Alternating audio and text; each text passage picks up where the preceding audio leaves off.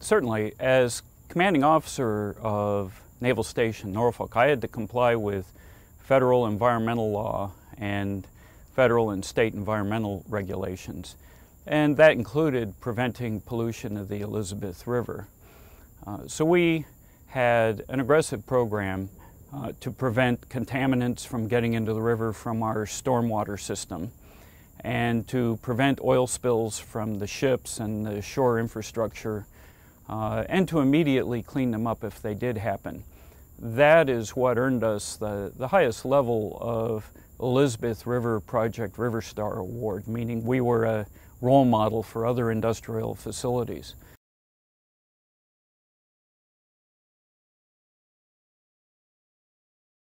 Well, the primary purpose was to support the base beautification program, but we found out as we were doing it, working with arborists and naturalists, that it had additional benefits as well. The base is very low-lying, and planting the trees would help stabilize the soil, which would help prevent erosion, help prevent silt runoff into Willoughby Bay and the Elizabeth River, all of which are good for the environment and for the marine life there.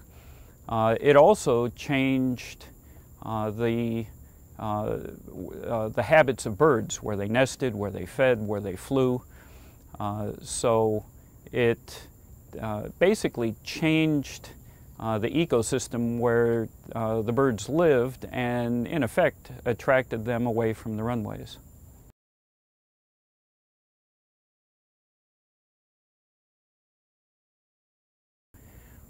The major climate change impact that affected the base was sea level rise. The base was first built in World War I, and since that time sea level in Hampton Roads had risen about a foot. That meant some of the infrastructure was too low for the normal level of the Hampton Roads, the Elizabeth River, at the time I was commanding officer. So we were having to take actions such as putting storm gates, floodgates on our stormwater systems so that high tides or the storm surge from a nor'easter would not backflood the base through the stormwater system. It also impacted the design of the piers, the utilities on the pier, electrical system, water, sewage are suspended from the bottom of the deck of the pier. And as sea level rose at high tide, they would be underwater, and putting high voltage cables under seawater is not a good idea. So the piers were redesigned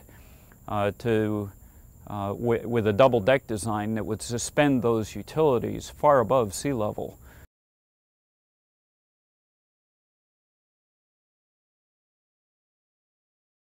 The Commission concluded that climate change is real, it's happening now, it's going to continue. It is caused by human activity, by the emission of greenhouse gases, and it will have a tremendous impact in Virginia in every conceivable way. It is already changing ecosystems, threatening native species. For example, the brook trout in the mountains of Virginia could very well become extinct and be replaced by other types of fish.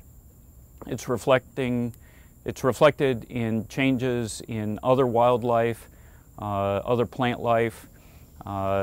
We are seeing intrusive species from the south increasing their presence in Virginia. It affects agriculture, it affects tourism.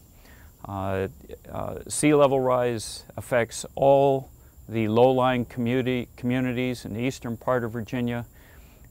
Sea level rise not only affects infrastructure like I experienced on the base, it causes saltwater intrusion into groundwater.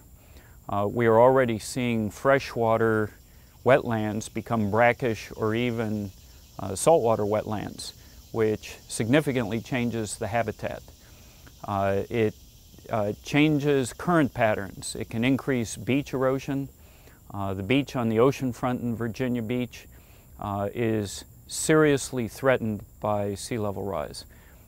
In other instances, it can cause navigation channels to silt up because of the erosion from the shoreline as sea level rises. So climate change threatens to have devastating impact on Virginia, on our quality of life, on our economy, and even our ability to continue to live in the low-lying areas, the low-lying coastal areas.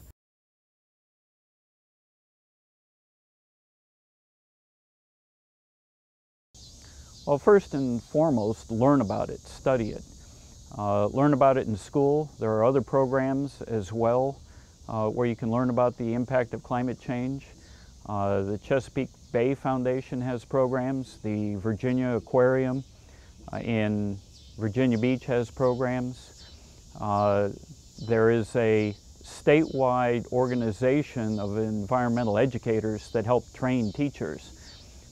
If you're not learning about it in your school, encourage your school to get that training for the teachers, so that becomes an integral part of the science program.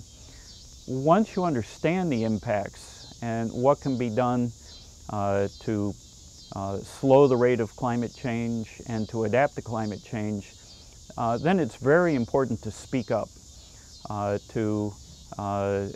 First to your parents, of course, but to your local officials, state officials, express your views on climate change and what should be done to adapt to it.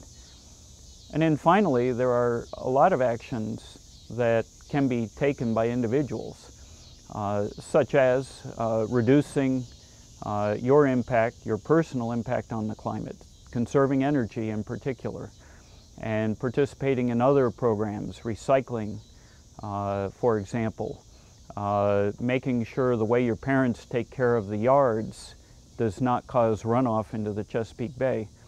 All these efforts that you can do as individuals help reduce the impact of climate change and help the natural environment to adapt to climate change.